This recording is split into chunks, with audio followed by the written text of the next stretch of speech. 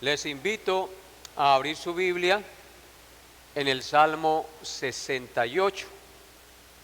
Salmo 68. Y vamos a dar lectura de la palabra de Dios leyendo este salmo. Es un poco extenso, pero vamos a leerlo como para tener una imagen de lo que trata este salmo. Uno lee y lee la palabra de Dios y tiene que volverla a leer porque se le olvida. Entonces, yo leo el primer versículo, ustedes el segundo, y así sucesivamente hasta terminar el salmo. Pero todos a una sola voz. Primer versículo y luego todos a una vez. A voz. Dice así: levántese Dios, sean esparcidos sus enemigos, huyan de su presencia los que le aborrecen. ¿Cómo es? Lanzarás como se derrite la cera delante del fuego, así perecerán los impíos delante de Dios. Mas los justos se alegrarán, se gozarán delante de Dios y saltarán de alegría. Cantad a Dios, cantad salmos a su nombre, exaltad al que cabalga sobre los cielos. Jehová es su nombre, alegraos delante de él.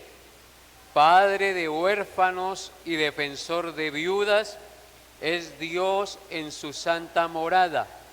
Dios hace habitar en familia a los desamparados, saca a los cautivos a prosperidad, mas los rebeldes habitan en tierra seca.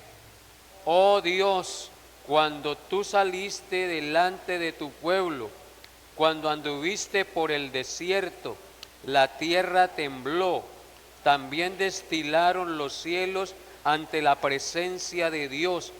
Aquel Sinaí tembló delante de Dios, del Dios de Israel. Abundante lluvia esparciste, oh Dios, a tu heredad exhausta tú la reanimaste. Los que son de tu grey han morado en ella. Por tu bondad, oh Dios, has provisto al pobre. El Señor daba palabra. Había grande multitud de las que llevaban buenas nuevas. Huyeron reyes de ejércitos, y las que se quedaban en casa repartían los despojos. Bien que fuisteis echados entre los tiestos, seréis como alas de paloma cubiertas de plata y sus plumas como amarillez de oro. Cuando esparció el Omnipotente los reyes allí, fue como si hubiera nevado en el monte Salmón. Monte de Dios es el monte de Basán, monte alto el de Basán. ¿Por qué observáis, oh montes altos, al monte que deseó Dios para su morada? Ciertamente Jehová habitará en él para siempre. Los carros de Dios se cuentan por veintenas de millares de millares. El Señor viene del Sinaí a su santuario. Subiste a lo alto, cautivaste la cautividad, tomaste dones para los hombres y también para los rebeldes, para que habite entre ellos Jehová Dios. Bendito el Señor, cada día nos colma de beneficios, el Dios de nuestra salvación. Dios nuestro, Dios ha de salvarnos, y de Jehová el Señor es librar de la muerte. Ciertamente Dios herirá la cabeza de sus enemigos, la testa cabelluda del que camina en su pecado. El Señor dijo de Basán: te haré volver de las profundidades del mar, porque tu pie se enrojecerá de sangre de tus enemigos y de ella la lengua de tus perros. Vieron tus caminos, oh Dios, los caminos de mi Dios, de mi Rey en el santuario. Los cantores iban delante de los músicos y los músicos detrás, en medio las doncellas con panderos. Bendecid a Dios en las congregaciones, al Señor vosotros de la estirpe de Israel. Allí estaba el joven Benjamín, señoreador de ellos, los príncipes de Judá en su congregación, los príncipes de Zabulón, los príncipes de Neftalí. Tu Dios ha ordenado tu fuerza, confirma, oh Dios, lo que has hecho para nosotros. Por razón de tu templo en Jerusalén, los reyes te ofrecerán dones, deprime la reunión de gentes armadas, la multitud de otros con los becerros de los pueblos, hasta que todos se sometan con sus piezas de plata. Esparce a los pueblos que se complacen en la guerra. Vendrán príncipes de Egipto, Etiopía, se presentarán apresurará a extender sus manos hacia Dios. Reinos de la tierra, cantad a Dios, cantad al Señor, al que cabalga sobre los cielos de los cielos, que son desde la antigüedad. He aquí dará su voz poderosa, voz atribuid poder a Dios. Sobre Israel es su magnificencia y su poder está en los cielos. Temible eres, oh Dios, desde tus santuarios, el Dios de Israel. Él da fuerza y vigor a su pueblo. Amén. Íbamos desconcertados. Bueno, hermanos, quise leer este salmo un poco extenso, como otros que vendrán, solamente por leer la palabra y tener como una visión general de lo que trata este salmo. En nuestro recorrido por el libro de los Salmos, hoy iniciamos entonces el estudio y la meditación de este Salmo 68. Este salmo fue escrito por David y contiene 35 versículos, como podemos ver. No se sabe quién escribió este salmo. No se sabe para quién o cuándo se escribió este salmo. Se sugiere que fue escrito cuando iba la procesión con David a llevar el arca a Jerusalén. Algunos dicen que fue en esa época que se escribió. En términos generales, este salmo es un canto que exalta a Dios como rey victorioso sobre sus enemigos, como libertador y protector de su pueblo y como el Señor de toda la tierra. Como este salmo es bien extenso, entonces para su estudio lo he dividido en 5 secciones naturales. Voy a alumbrar las secciones para que los que toman nota pues las tengan en sus apuntes. Sección número 1, el Dios que derrota a sus enemigos y que ayuda a los necesitados, versículos 1 al 6. Sección número 2, el Dios que guía y sustenta a su pueblo, versículos 7 al 18. Sección número 3, el Dios que nos salva y nos libra de la muerte, versículos 19 al 23. Sección número 4, el Rey glorioso que es adorado por su pueblo, versículos 24 al 31. Y sección número 5, el Rey soberano sobre toda la tierra, versículos 32 al 35. Así que en esas secciones iremos meditando poco a poco hasta terminar este salmo. Vamos a considerar nuestra primera sección el día de hoy. Padre bendito, yo te ruego que me ayudes a exponer tu palabra y me dé la gracia de darme a entender a mis hermanos. Te lo pido en el nombre de Jesús. Amén. Sección número 1, el Dios que derrota a sus enemigos y que ayuda a los necesitados. La enseñanza para hoy lleva por título, los justos se alegran en Dios. Y vamos a considerar los primeros 6 versículos, si Dios nos lo permite. Dice en los primeros 6 versículos de este salmo, levántese Dios, sean esparcidos sus enemigos, huyan de su presencia los que le aborrecen. Como él lanzado el humo, los lanzarás. Como se derrite la cera delante del fuego, así perecerán los impíos delante de Dios. Mas los justos se alegrarán se gozarán delante de Dios y saltarán de alegría. Cantad a Dios, cantad salmos a su nombre, exaltad a que cabalga sobre los cielos. Jehová es su nombre, alegraos delante de él. Padre de huérfanos y defensor de viudas, es Dios en su santa morada. Dios hace habitar en familia a los desamparados, saca a los cautivos a prosperidad, mas los rebeldes habitan en tierra seca. Amén. Vemos aquí en esta sección algo muy importante, cómo empieza el versículo 1. En el versículo 1 vemos el deseo del salmista en su petición al Señor. El salmista ora al Señor y le dice: levántese Dios, sean esparcidos sus enemigos, huyan de su presencia los que le aborrecen. David ora para que Dios se levante a juzgar a sus enemigos. Levántese Dios, le dice, sean esparcidos sus enemigos, huyan de su presencia los que le aborrecen. Esta es una poderosa declaración de guerra espiritual y confiesa el poder de Dios, donde se le pide al Señor que se levante de su trono y con su poder disipe a sus enemigos y los haga huir de su presencia, podríamos decir, despavoridos. En este versículo 1, que los enemigos de Dios, vemos allí que son descritos como los que aborrecen a Dios. Noten lo que dice el versículo 1.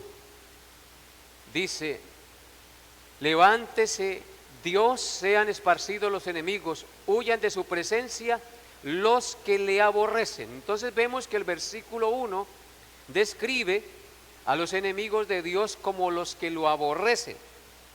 Los que aborrecen a Dios son los que toman una postura, por decirlo así, activa de rebelión y de rechazo a su autoridad y a sus mandamientos.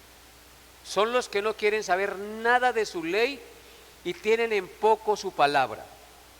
Los que aborrecen a Dios siguen su propio camino, se oponen a lo bueno y promueven la mentira y la maldad como algo bueno, como lo hemos visto a través de la historia y sobre todo hoy en nuestros días.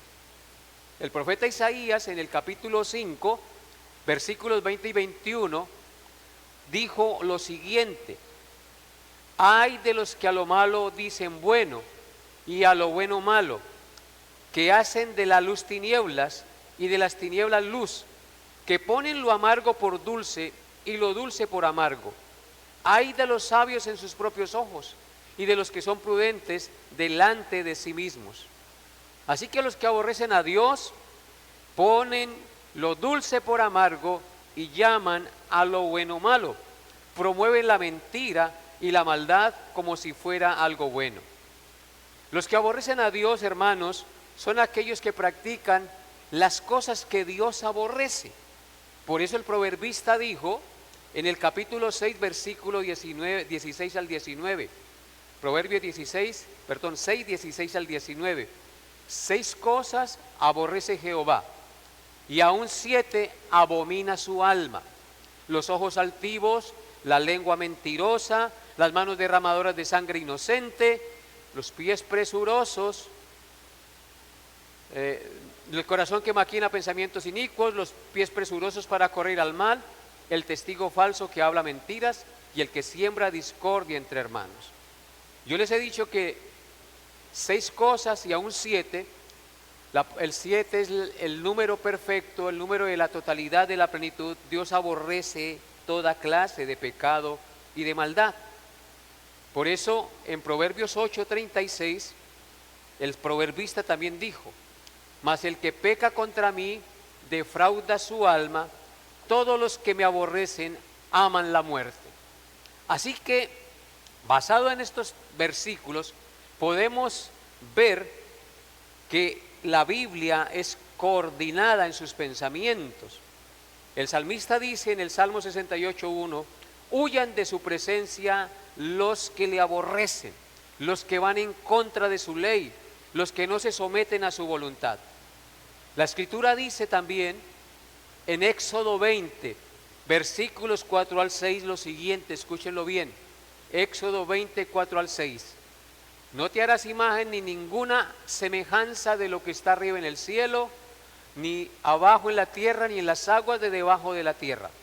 No te inclinarás a ellas ni las honrarás, porque yo soy Jehová tu Dios, fuerte, celoso, que visito la maldad de los padres sobre los hijos, hasta la tercera y cuarta generación de los que me aborrecen. Otra vez la palabra, aborrecen. Pero por el contrario, dice el Señor, hago misericordia a millares, a los que me aman y guardan mis mandamientos. Este pensamiento también se expresó en Deuteronomio capítulo 7, versículos 9 y 10. Dice Deuteronomio 7, 9 al 10. Conoce pues que Jehová tu Dios es Dios fiel, que guarda el pacto y la misericordia a los que le aman y guardan sus mandamientos hasta 1000 generaciones, y que da el pago en persona al que le aborrece, destruyéndolo, y no se demora con el que le odia, en persona le dará el pago. Otra vez el Señor dice aquí que Dios destruye a los que le aborrecen y que en persona les dará el pago. Y el salmista en nuestro texto dice: huyan de su presencia los que le aborrecen, levántese Dios y sean esparcidos sus enemigos. Versículo 2 del Salmo 66. Dice el verso 2: como es lanzado el humo, los lanzarás. Como se derrite la cera delante del fuego, así perecerán los impíos delante de Dios. David usa dos metáforas para ilustrar el juicio que vendrá contra los impíos que aborrecen a Dios. La primera metáfora es el humo. Dice que serán lanzados como humo. Así como una columna de humo se disipa por el viento sin dejar rastro una vez se disipa, los malvados no pueden resistir el poder y el juicio de Dios. Perecerán ante su justicia y no quedará de ellos memoria. Esa es la primera metáfora. Y la segunda metáfora que utiliza en el versículo 2 es la de la cera que se derrite delante del fuego. Dice el salmista: como se derrite la cera delante del fuego, así perecerán los impíos delante de Dios. Esta metáfora representa la fragilidad de quienes se oponen a Dios. Ante el calor intenso de su justicia y su santidad, cualquiera que se opone ante el Señor y a sus planes, se desvanece con la misma facilidad que la cera ante el calor del fuego. No quedarán, se derretirán y desaparecerán. El salmista lo expresó en el Salmo 76 de la siguiente manera. Salmo 76, versículo 7. Tú, temible eres tú. ¿Quién podrá estar en pie delante de ti cuando se encienda tu ira? Cuando se enciende la ira de Dios, nadie puede estar en pie. Solamente estaremos en pie aquellos que hayamos confiado en el Señor Jesucristo. En Apocalipsis siempre me ha impresionado una descripción del juicio del Señor cuando Él regrese. Apocalipsis 6, versículos 16 al 17, vean lo que dice. Apocalipsis 6, 16 al 17. Y decían a los montes y a las peñas: caed sobre nosotros y escondednos del rostro de aquel que está sentado sobre el trono y de la ira del Cordero, porque el gran día de su ira ha llegado, y ¿quién podrá sostenerse en pie? Entonces, hermanos, vemos aquí que la cita del Salmo 66, 2 describe el juicio inexorable y tremendo que recibirán los impíos cuando el Señor los juzgue. No quedarán en pie, se derretirán como la cera y se disiparán como el humo por el viento. Entonces esto nos debe poner a pensar a nosotros, hermanos, que si hemos creído en Dios a través de nuestro Señor Jesucristo y hemos confiado en lo que Jesucristo hizo por nosotros, pues somos librados de esta terrible ira del Señor que vendrá sobre los impíos que aborrecen a Dios y no temen su palabra. Demos gracias a Dios porque hoy nosotros tememos su palabra y amamos al Señor Jesucristo, porque en su gracia ha tocado nuestros corazones, nos ha llamado al arrepentimiento, nos ha dado el nuevo nacimiento y nosotros ya no experimentaremos la ira del Señor, porque el Señor en la cruz recibió la ira y el castigo que nosotros merecíamos recibir. Alabemos a Dios y glorifiquemos al Señor por esa bondad. Pasemos al versículo 3 del Salmo 66. Dice: mas los justos se alegrarán. Salmo 68, perdón. Mas los justos se alegrarán, se gozarán delante de Dios y saltarán de alegría. Lean conmigo nuevamente ese texto. Mas los justos se alegrarán, se gozarán delante de Dios y saltarán de alegría. Vemos que mientras en el versículo 2 se habla del juicio y la destrucción de los impíos, que se disipan como el humo y se derriten como la cera delante del calor, el versículo 3, en contraste, habla de la felicidad, el gozo y la alegría de los justos. ¿Sí notan el contraste? Ahora nos preguntamos, ¿quiénes son los justos en el Antiguo Testamento? Y de los que está hablando David. A veces creemos que el justo es aquel que hace buenas obras y que actúa bien. Oh, hermanos, vamos a mirar quién es el justo, del cual está hablando aquí, el cual se alegra, el cual salta de alegría. Los justos son los que creen en Dios y su promesa de salvación, la cual fue hecha desde el principio de la creación en Génesis 3:15.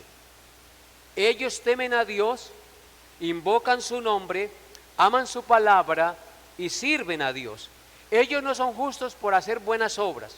Ellos son justos por haber creído la promesa que un día vendría, la promesa del Salvador. ¿Se acuerdan de Génesis 3:15? Lo debemos saber de memoria. Dice Génesis 3:15: y pondré enemistad entre ti y la simiente, entre ti y la mujer, entre tu simiente y la simiente suya. Esta te herirá en la cabeza y tú le herirás en el carcañal. Entonces vemos aquí que desde el comienzo de la historia bíblica y de la salvación del hombre, Dios dio una promesa de que por la descendencia de la mujer vendría alguien que le aplastaría la cabeza, que heriría en la cabeza a la serpiente, la que introdujo el pecado en el mundo. Es como el evangelio en miniatura, pero allí está la promesa, y esa promesa la creyeron los antiguos. Por ejemplo, ¿cómo se salvó Abel? Si usted va a Hebreos capítulo 11, versículo 4, leemos lo siguiente. Hebreos capítulo 11, versículo 4. Es muy interesante este texto. Dice Hebreos 11, 4: por la fe Abel ofreció a Dios más excelente sacrificio que Caín, por lo cual alcanzó testimonio de que era justo, dando Dios testimonio de sus ofrendas, y muerto aún habla por ella. Entonces, los justos son los que han puesto la fe en la promesa de salvación. Abel puso su fe en la promesa de Génesis 3:15, en la promesa del Salvador que vendría. ¿Cómo lo sabemos? Porque Hebreos 11:4 lo testifica el texto que acabamos de leer. Por la fe, Abel ofreció a Dios más excelente sacrificio que Caín, por lo cual alcanzó testimonio de que era ¿qué? Justo. Entonces, ¿quiénes son los justos del Antiguo Testamento? Los que han creído y confiado en la promesa del Mesías que un día nacería en el mundo, que un día vendría. Dice que por la fe ofreció Abel más excelente sacrificio que Caín. ¿Cuál fue el sacrificio que ofreció Abel? Un cordero. ¿Cuál fue el sacrificio que ofreció Caín? Frutas.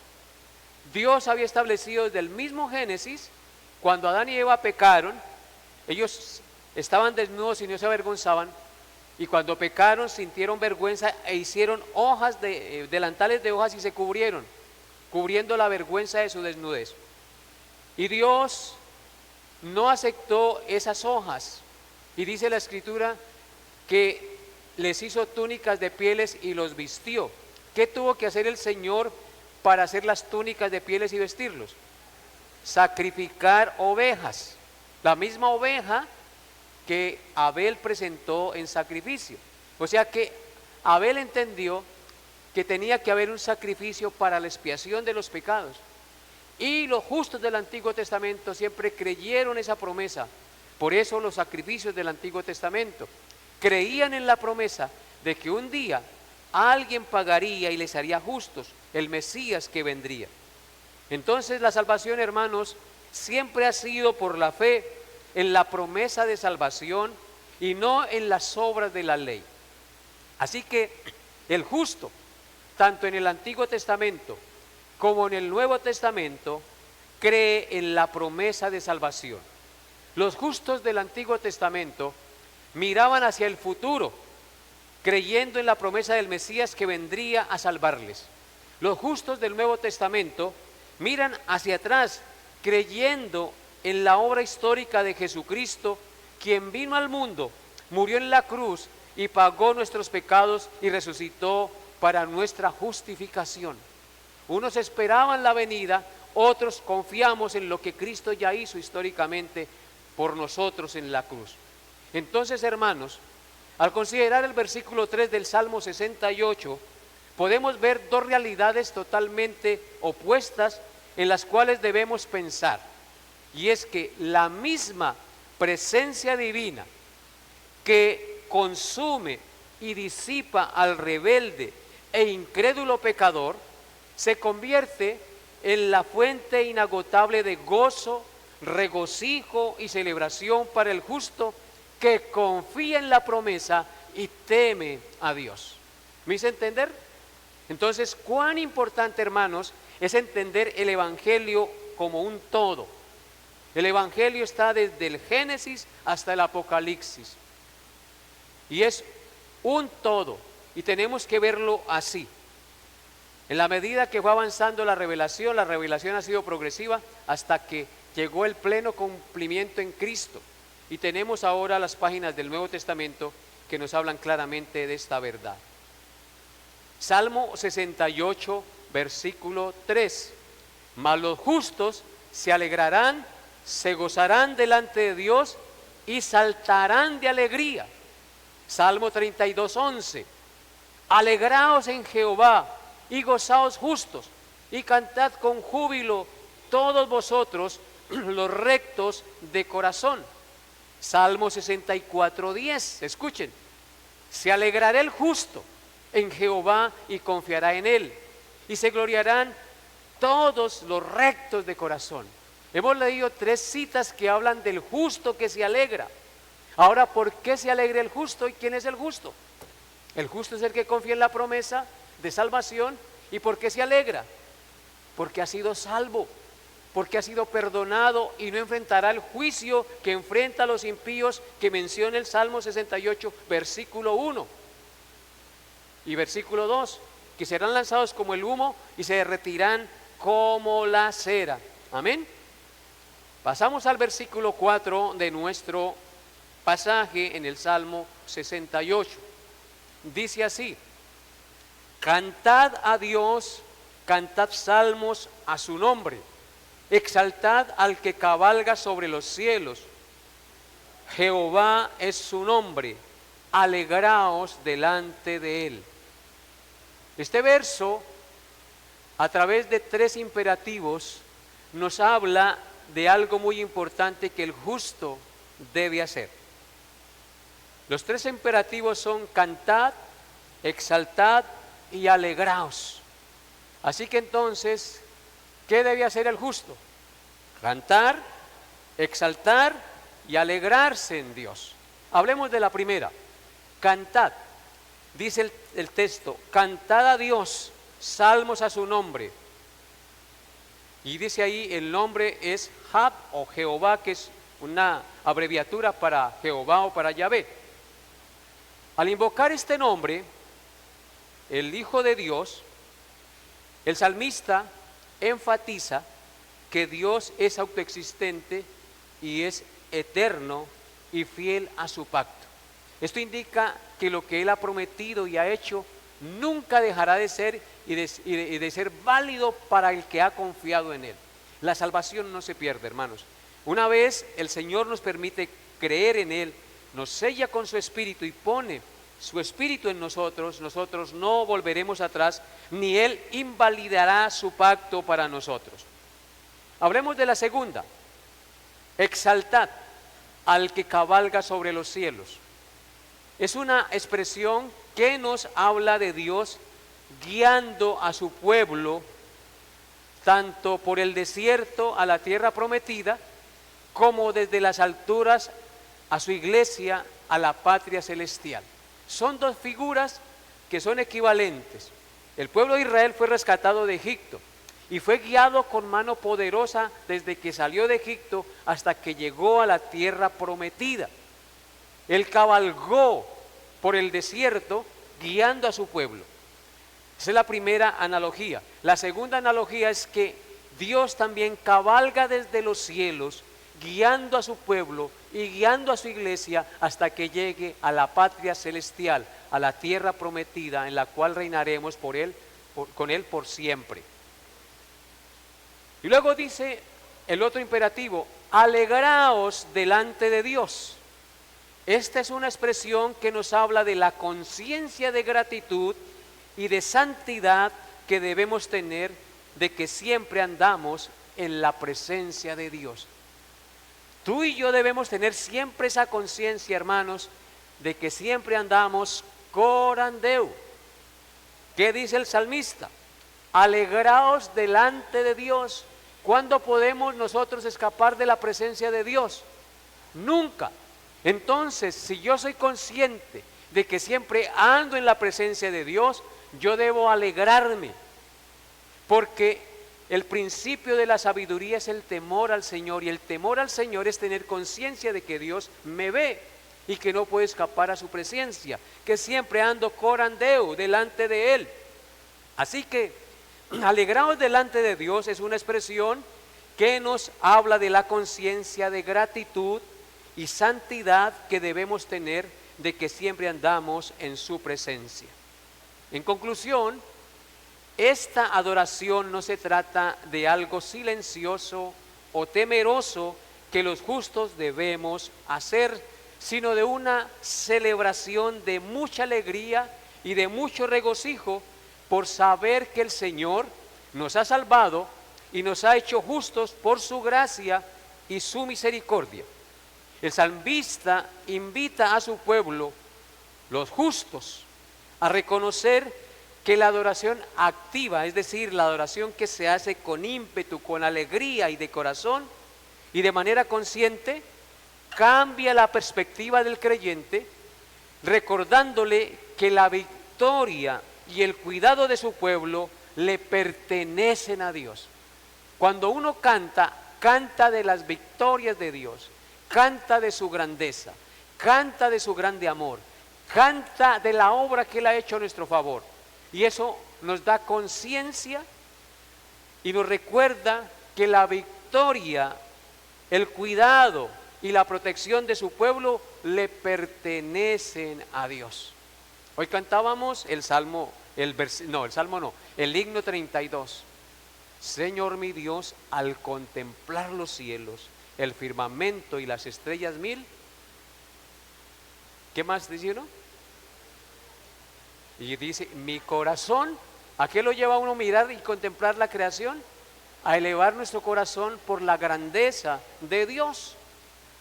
Entonces, hermanos, cantar con gozo, como dice aquí el salmista, porque vean lo que dice en el versículo 4, Cantad a Dios, cantad salmos a su nombre, exaltad al que cabalga sobre los cielos. Jehová es su nombre, alegraos delante de él. Entonces, así es que debemos cantar, hermanos. No hay razón realmente para estar tristes, porque tenemos un Dios victorioso sobre el pecado, un Dios victorioso sobre nuestros enemigos, un Dios victorioso sobre la muerte, un Dios que ha hecho pacto eterno con nosotros y que no nos desamparará ni nos dejará, que siempre estará con nosotros todos los días hasta el fin del mundo y más allá de la muerte guiará nuestros pasos. ¿Por qué hemos entonces de estar temerosos? Porque nos olvidamos de las promesas de Dios, porque no meditamos en su palabra. En la medida que meditemos en su palabra y en sus promesas, nuestra fe se acrecienta, nuestra fe se fortalece y nosotros ya no andamos por vista sino por fe y confiados en la obra de nuestro Señor. Y sabemos que todo lo que hagamos redundará para nuestro bien, porque a los que aman a Dios todas las cosas les sirven para bien. Versículos 5 y 6 de nuestro pasaje. Versículos 5 y 6 de nuestro pasaje. Padre de huérfanos y defensor de viudas, es Dios en su santa morada. Dios hace habitar en familia a los desamparados, saca a los cautivos a prosperidad, mas los rebeldes habitan en tierra seca. Amén. Estos dos versículos nos muestran el carácter compasivo y misericordioso de Dios. Mientras los poderosos de este mundo se olvidan y tienden a olvidarse de los débiles, Dios se presenta como el protector de aquellos que no tienen quien los defienda. Aún nosotros mismos tendemos a olvidarnos del necesitado. El salmista quiere que su pueblo vea que el Señor no solamente gobierna el universo, sino que también como un Padre amoroso cuida personalmente de los más necesitados. Él es Padre de huérfanos y defensor de viudas, es Dios en su santa morada. Qué verso tan hermoso este, ¿no? Padre de huérfanos y defensor de viudas, es Dios en su santa morada. En la cultura bíblica, los huérfanos y las viudas eran las personas más vulnerables y sufrían de muchos maltratos, humillaciones y abusos. El huérfano no tenía protección, herencia, ni quien defendiera sus derechos, porque no tiene padres. Un huérfano queda sin padres. Aquí está hablando de alguien que queda sin padre y sin madre. Así que un huérfano no tenía protección, no tenía herencia, ni quien defendiera sus derechos, porque no tenía padres. Las viudas frecuentemente sufrían injusticias económicas y sociales. Les eran arrebatadas sus propiedades por engaños y por la fuerza, porque no tenían esposo quien las cuidara y las defendiera y las protegiera. Pero nuestro texto dice que Dios es Padre de huérfanos y defensor de viudas en su santa morada. Esto significa que Dios en su misericordia cuida, protege, provee y defiende desde su trono, desde su santa morada, la causa de quien no tiene quien le represente. Él defiende a los abandonados y a los desamparados.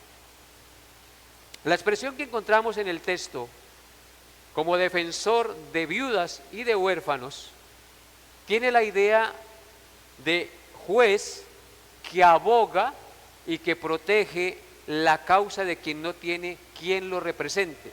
O sea que Dios funge como juez y como abogado de los pobres y de los necesitados. Y si nosotros pensamos en esto nos indica que Dios mismo como juez y como abogado toma la causa de los huérfanos y de las viudas que sufren. sufren injusticias y sufren atropellos. De modo que quien trate mal, y esto debería entrarnos por nuestros oídos, de modo que quien trate mal o sea injusto con un huérfano o con una viuda de su pueblo, se enfrentará a Dios mismo como juez y como abogado, defendiendo la causa del necesitado. Veamos unos textos de apoyo que nos hablan de esta verdad. Vamos a Éxodo capítulo 22, versículos 22 al 24. Éxodo capítulo 22, 22 al 24 dice: a ninguna viuda ni huérfano afligiréis, porque si tú llegas a afligirles y ellos clamaren a mí, ciertamente oiré yo su clamor, y mi furor se encenderá y os mataré a espada, y a vuestras mujeres serán viudas y huérfanos vuestros hijos.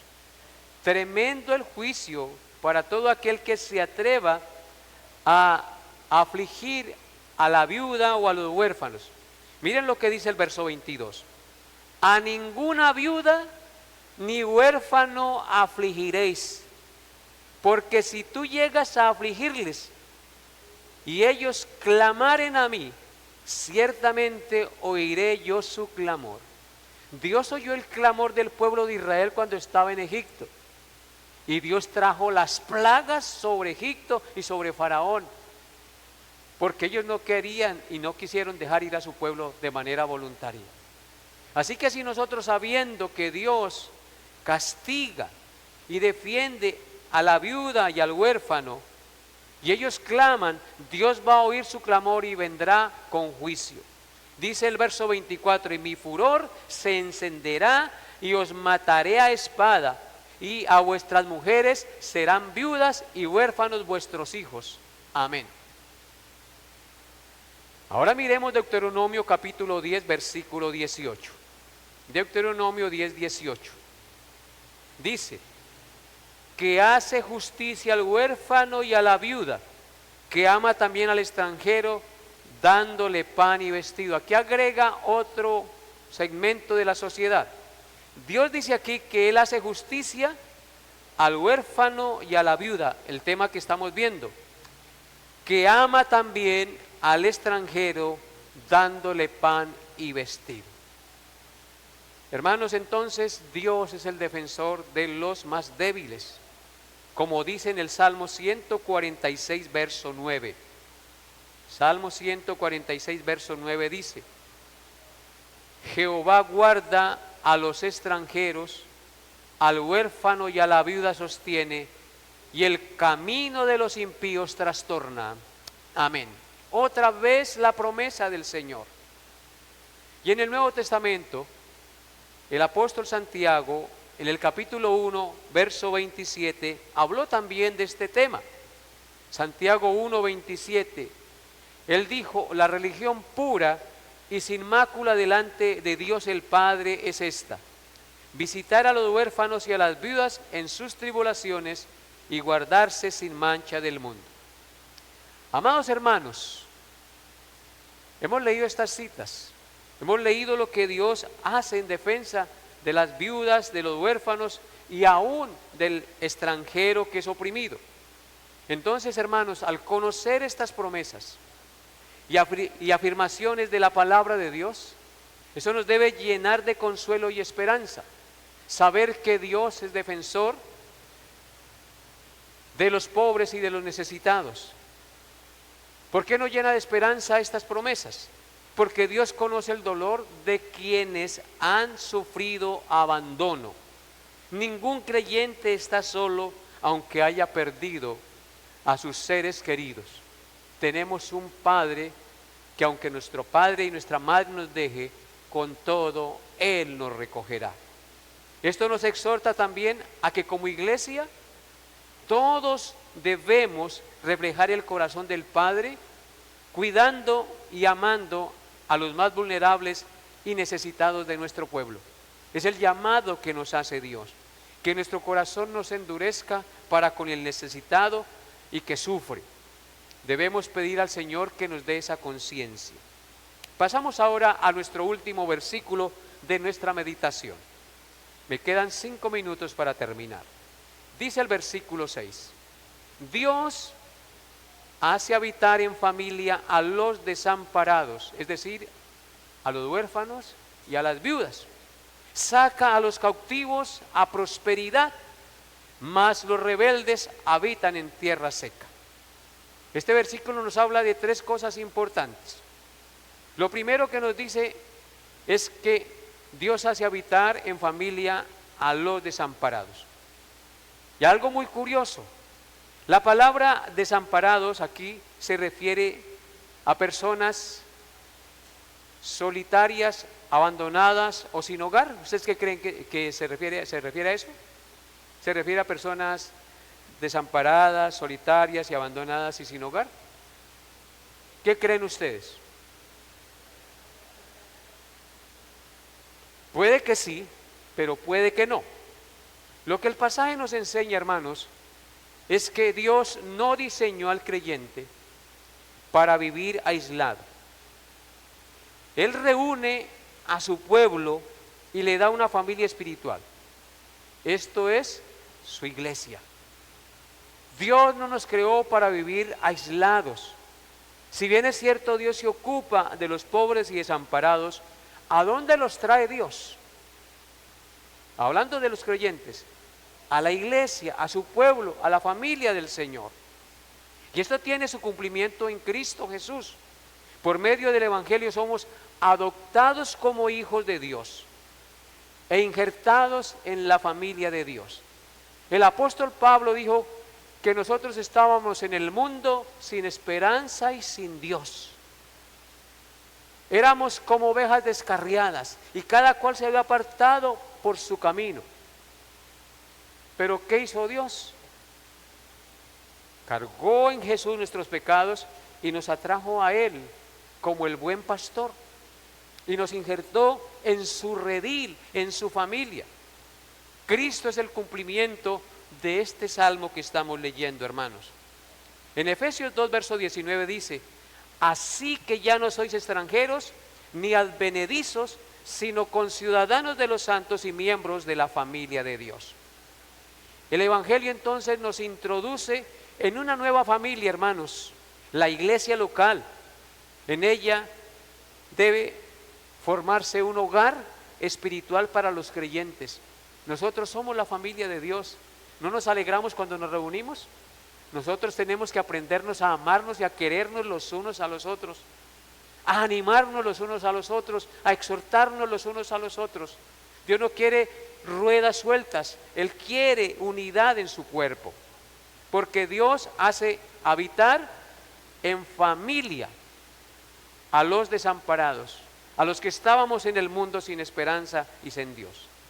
Y lo segundo que nos enseña el versículo 6 es que Dios liberta o saca a los cautivos a prosperidad. Dice, saca a los cautivos a prosperidad. Esto indica que Dios libera a aquellos que están en la esclavitud o en la aflicción de su pecado. Históricamente estas palabras nos recuerdan la liberación del pueblo de Israel de Egipto.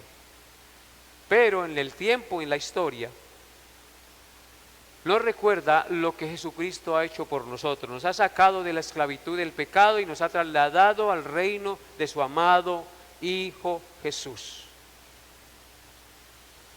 Por eso Cristo dijo: el Espíritu del Señor está sobre mí, porque me ha ungido para dar buenas nuevas a los pobres, me ha enviado a sanar a los quebrantados de corazón, a pregonar libertad a los cautivos y vista a los ciegos, a poner en libertad a los oprimidos. Y eso fue lo que vino a hacer Cristo, a darnos esa libertad, a sacar a los cautivos del pecado a la prosperidad.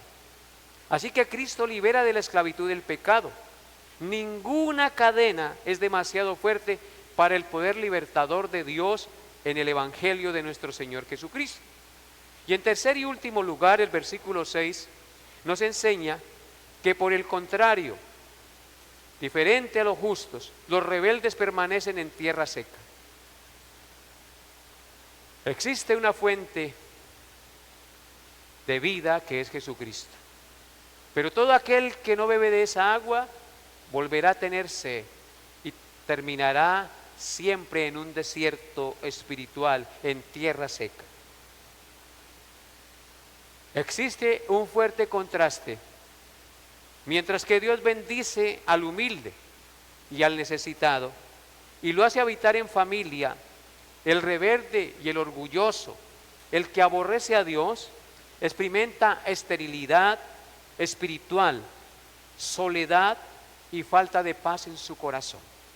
Porque cuando uno no tiene a Cristo, está seco, no tiene paz en su corazón, siente soledad y nada lo satisface. La tierra seca simboliza juicio, falta de bendición y lejanía de Dios. Entonces, hermanos, por eso el salmista dijo: la tierra fructífera será convertida en estéril por la maldad de los que la habitan. Esas palabras son duras, ¿no? La tierra fructífera será convertida en tierra estéril por la maldad de los que la habitan. Que Dios nos dé la gracia, hermanos, para poder nosotros tener un corazón agradecido con nuestro Señor, que nos amó de tal manera que sin merecer nada de Él, envió a su Hijo para morir y pagar por nuestros pecados. La mayor necesidad del hombre no es económica, es espiritual, es conocer a Cristo. Lo que usted y yo necesitamos es a Cristo y ya lo tenemos. Lo que el vecino necesita es a Cristo. Lo que nuestro hermano impío necesita es a Cristo. Solamente en Cristo hay verdadera vida y verdadera libertad y verdadera plenitud. La rebeldía contra Dios siempre conducirá a los sequedales y a los desiertos espirituales y a la muerte. En conclusión, hermanos, este pasaje encuentra su máximo cumplimiento en Jesucristo, quien vino a buscar a los perdidos y a adoptar a los pecadores en la familia de Dios y a libertar a los cautivos del pecado, porque si conocemos la verdad, seremos verdaderamente libres. La pregunta para cada uno de nosotros es la siguiente: ¿viviremos como hijos agradecidos de este Padre misericordioso o como rebeldes que quieren habitar en tierra seca? Cada día nuestro corazón debe estar profundamente agradecido por lo que Dios ha hecho por nosotros. Y debemos siempre hacer esfuerzos por congregarnos, por habitar en familia, por animarnos los unos a los otros. Debemos dejar la pereza y comenzar a vernos como la gran familia de Dios, en la cual encontramos ánimo, en la cual encontramos fortaleza para nuestro cuerpo y para nuestro espíritu. Si bien es cierto, Dios nos ha dado una familia en sangre y es una bendición del Señor, Él nos ha dado la gran familia de Dios, la familia espiritual que es la iglesia local. Así que amemos nuestra iglesia, vivamos y sirvamos en nuestra iglesia para la gloria de nuestro Dios, porque esa es la voluntad de Dios para con nosotros. Amén.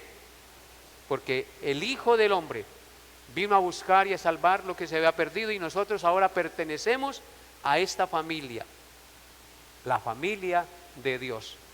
Que Dios nos dé esa gracia. Pónganse de pie y oremos al Señor. Padre bueno, te agradezco por estas palabras que me has permitido exponer en este salmo.